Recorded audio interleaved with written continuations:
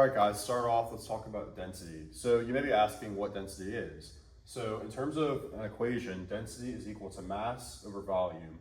So mass is defined as how much matter something has within it. So let's say like an apple might have, 5 grams of mass, right?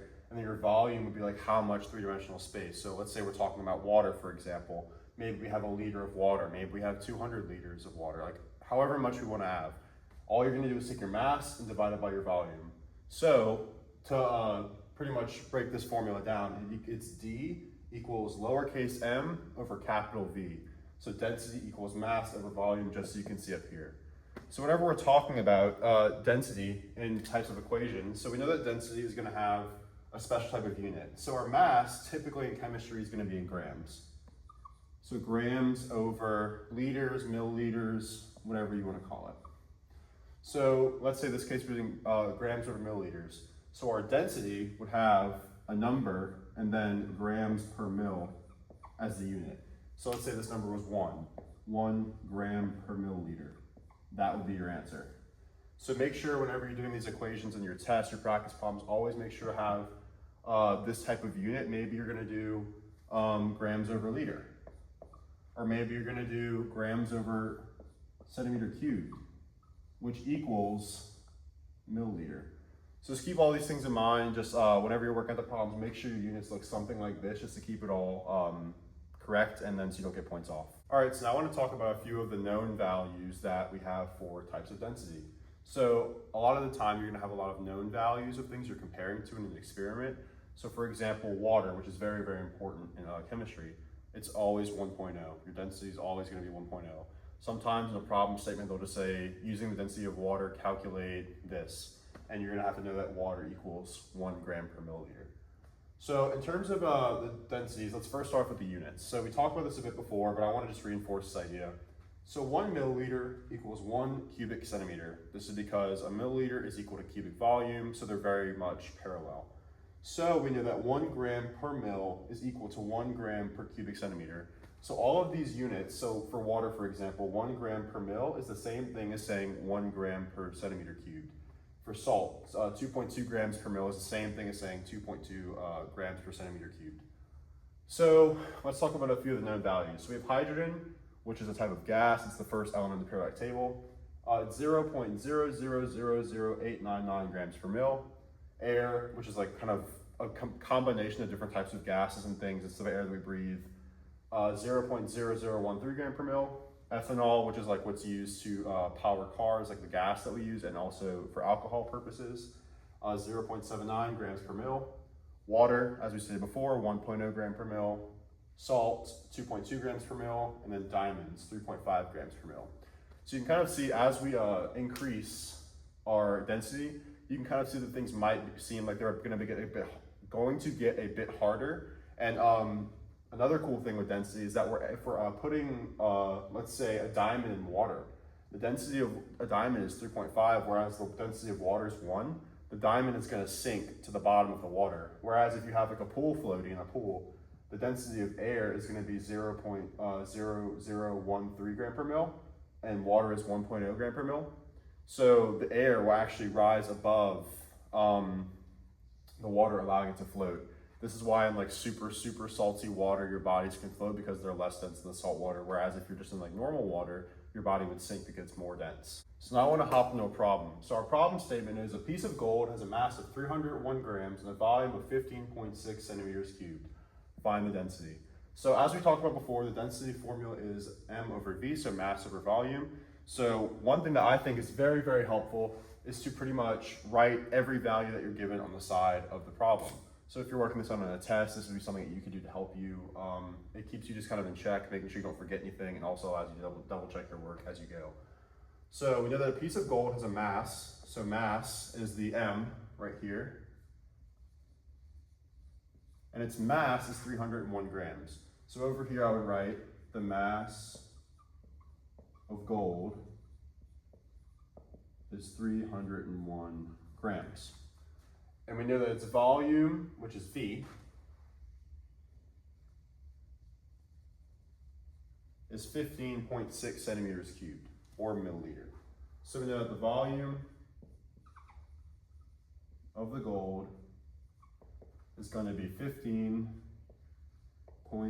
centimeter cubed.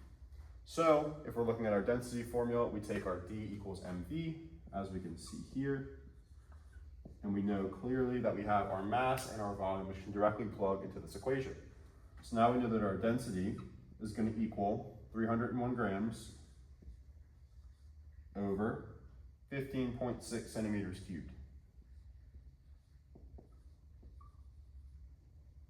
So now if we pull out our calculator, we can see that if we divide 301 grams by 15.6 centimeters cubed, we get an answer of, let me throw it in a normal, 19.2948 grams per centimeter cubed. So we know that our density equals 19.3 grams per centimeter cubed. And that would be our answer. So if you're ever working this out in a test, this is kind of the way I would recommend to do it. It's going to help you keep your work a lot more uniform and allow you to kind of see what you're working with. As you move through chemistry, the equations are going to get bigger and bigger, so it is important to kind of have these things written down so you don't miss something in the problem. So now I want to explain to you guys another concept with density equation. So sometimes you're not actually going to be given the mass and the volume. Sometimes you're given the density and the mass, sometimes you're given the density and the volume, sometimes you're given the mass and the volume. And it's important that you know how to move this equation around to find what you're looking for. So let's say we're given our mass in this specific example. We would have to know that we would do, you multiply V by both sides, which would cancel this out. Same way as if you would do like a normal equation, dV equals m. So that means density times volume equals mass. Whereas if we had our volume given to us, we could do the same thing where it's multiply V by both sides. This would cancel, dV equals m. Now we can divide by d to get V by itself. This would cancel, V equals m over d. So it's important whenever we're talking about density equations to know how to move the formulas around, because sometimes, like I said, you're not going to be given everything. So your three formulas you're going to be given for density is going to be d equals m over v, or dv equals m, or v equals m over d. So as you can see, in this one we're looking for density, in this one we're looking for mass, and this one we're looking for volume. So we can move this all around to kind of figure it out. We have a bit of a different type of problem. So now we're talking about a piece of platinum that has a density of 21.5 grams per cubic centimeter and a volume of 4.49 centimeters cubed. What is its mass? So first off, let's make sure we know this. We're looking for our mass. So a lot of the time whenever I'm working a problem out, I always put like what I'm looking for with a question mark next to it, just so I can kind of like use the formulas that are in my head, kind of see what I'm looking for and kind of apply that to the problem with other values that are given. So we know that our density, which is D, equals 21.5 grams per cubic centimeter. And we know that our volume is 4.49 cubic centimeters.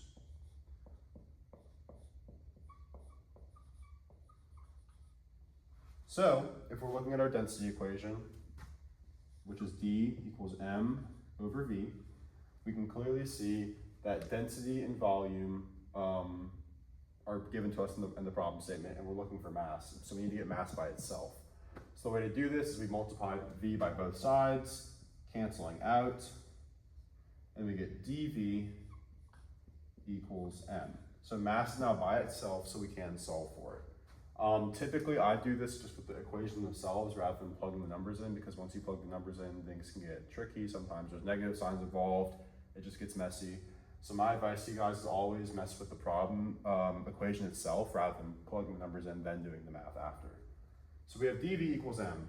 So if we're plugging in our numbers, we know that mass is going to equal 21.5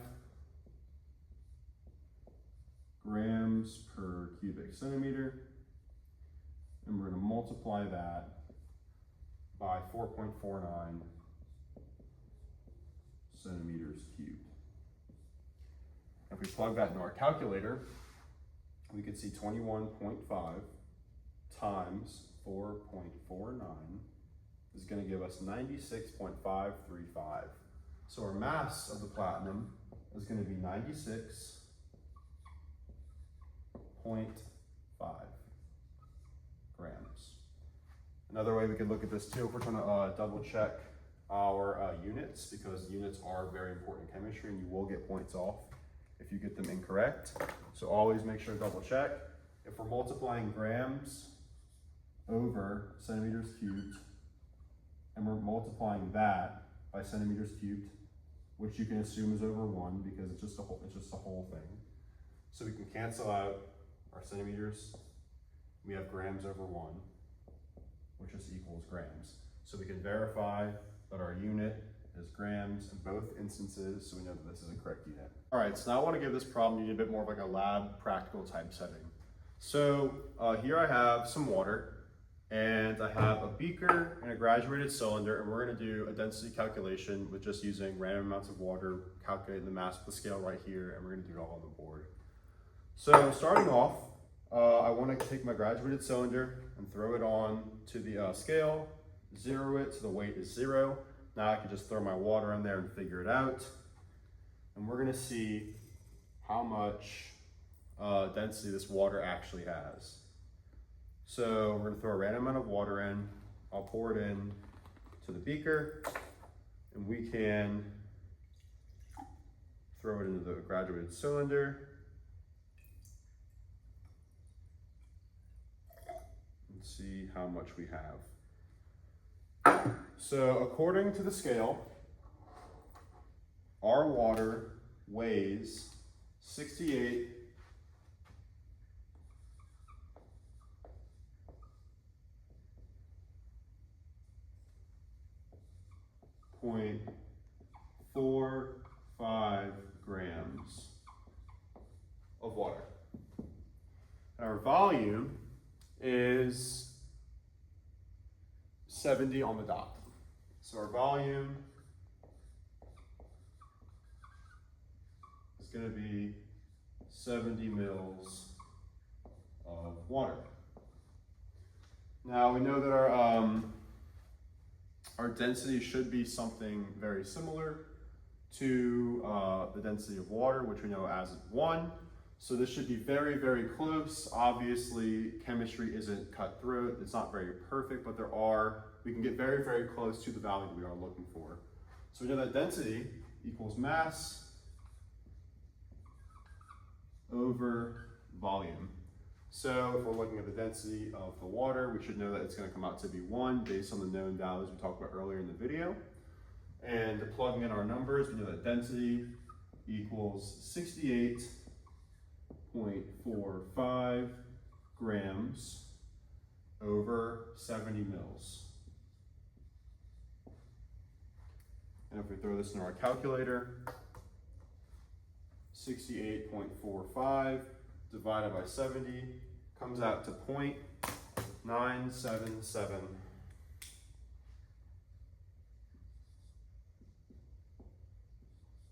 So 0.977 grams per mil, which is very, very close to the known value of 1. So this does prove that chemistry is very practical, right? Like you can do these things in lab. Maybe sometimes you can be required to calculate the density of something for your lab experiment.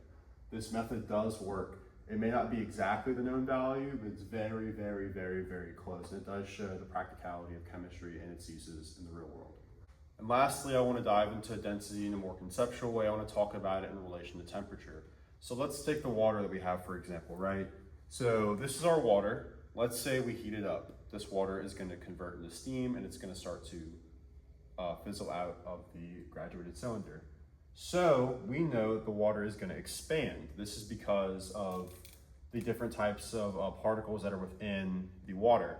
So typically if we have a liquid, the particles are going to be a bit more, like easy to move around. Like water is super, like if you pour it, it pours. It's not going to stay as like a solid. They kind of just move with the flow. Whereas if we have ice, it's gonna be a lot more structured, and they're gonna be really not moving, they'll be very tightly packed. And if we have that liquid, like I was saying before, they're gonna be a bit more loose, just kind of all around. And then gas is gonna be as random as you can get, just kind of like whatever the gas wants to do, it's gonna do. And that's kind of the principle of the steam. So let's say we have this water and we freeze it, we turn it to ice. So this is gonna be our solid, liquid, and gas. So we know that our water is gonna become a lot more tightly compact, forming ice, where it looks more like this. So the volume of the liquid, let's say, is gonna actually decrease. So if we remember correctly, density is gonna equal mass over volume. Now, while the mass of the water doesn't change because it's the same amount of matter, the volume will decrease. So let's assume that our mass is gonna be 10, just for the sake of the argument. We can assume that our volume, which would have been 10 here, because we know that water has a density of 1. And if our volume becomes less, when the ice compacts, we know that our volume will go down. So maybe our volume went down to 8, which would then give us a lower density. So if we're doing the calculations for this, and we're talking about, in this case, being liquid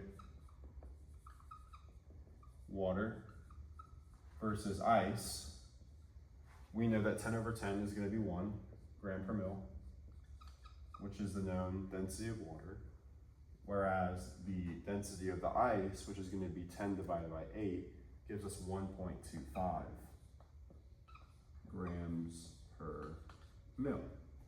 And we can see that in freezing something, our density is going to decrease. So we have a decrease in temperature, gives us an increase in density.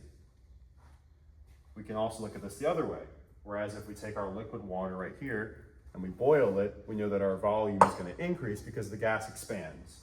So in the same way we have that 10 grams per mil, or 10 grams per 10 mils, giving us 1 gram per mil for liquid water, right? We know that if we boil that water, the volume of it's going to increase. So our volume is going to go up. So it's still going to be 10 grams, but maybe it goes up to 12. Now we have a volume of 12 milliliters, and that now gives us 10 over 12, which is 0.833 repeating. So 0.83 repeating grams per mil. So in the same respect, whereas if we freeze the water, our density is going to increase. If we heat up the water and boil it, our density is going to decrease. So now we could say if we increase our temperature, then we know that our density is going to decrease. So this is a very important concept within chemistry. Sometimes you're going to be required to boil or freeze different things. You're going to have to see the differences and the impacts it makes on density. And sometimes you're not going to be told these types of things. So knowing the way that the particles kind of like look within the molecule and knowing the impacts of the density on it, knowing that temperature and density are inversely proportional. So if the temperature goes up, the density goes down, and if the density goes up, the temperature goes down, and then obviously vice versa. If the temperature goes up, the density is going to go down, and if the density goes down, the temperature is going to go up. So keep this in mind. It's going to be very important. It's easy test questions, easy concept questions. Sometimes they're going to ask you, let's say you have a block of iron and it's heated up to 60 degrees from 25 degrees Celsius. What would happen to the density? And you know the increase in temperature causes the density to decrease, which would give you your answer.